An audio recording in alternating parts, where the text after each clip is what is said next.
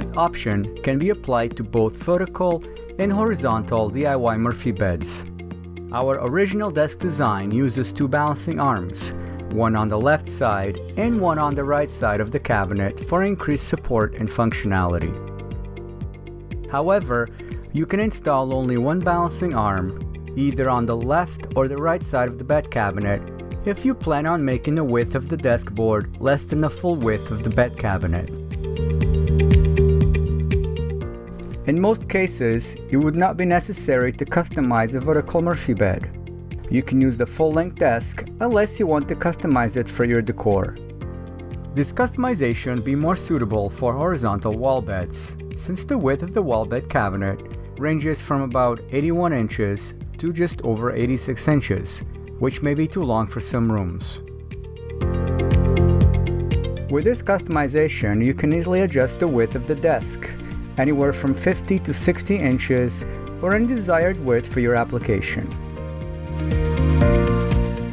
This option is also beneficial if the bed frame and mattress combination of your DIY Murphy bed are already on a heavier side.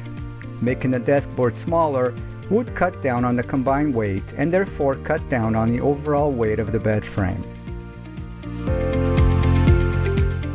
If you want to change the width of your desk, first you need to decide if the main balancing arm is going to be on the left or right side of your wall bed cabinet. Then decide on the depth of the desk. After, you can customize the width of the desk to what you think is the best for your space. When you have decided on the width for your desk, you can attach the balancing arm to one side of the cabinet. Keep in mind that for a shorter desk, you just need one balancing arm, on the left or right side of the wall bed cabinet. Remember to always cut the wood for your desk after you have measured the distance between the two desk arm brackets.